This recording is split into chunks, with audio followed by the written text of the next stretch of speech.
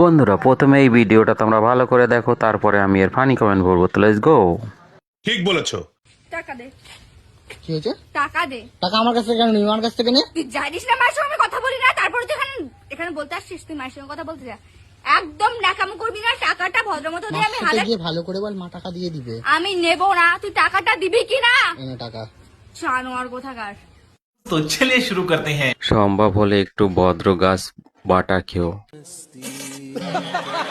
অভদ্র মেয়ে মায়ের সাথে কথা বলে না, মুখের ভাষা কি সি। ঠিক বলেছো। এই মেয়ে যার ঘরে বউ হয়ে যাবে তার জীবন তেজপাতা। বাত তো সহি है।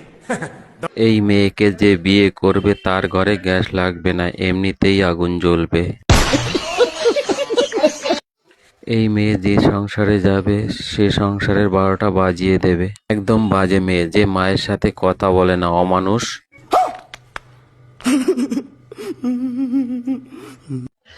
একদম বেয়াদব মেয়ে, এ যার ঘরে যাবে তার ঘর পোড়ানোর জন্য আগুন লাগবে না। তোমার মতন বোন, দাদা কিরকম ভাষা।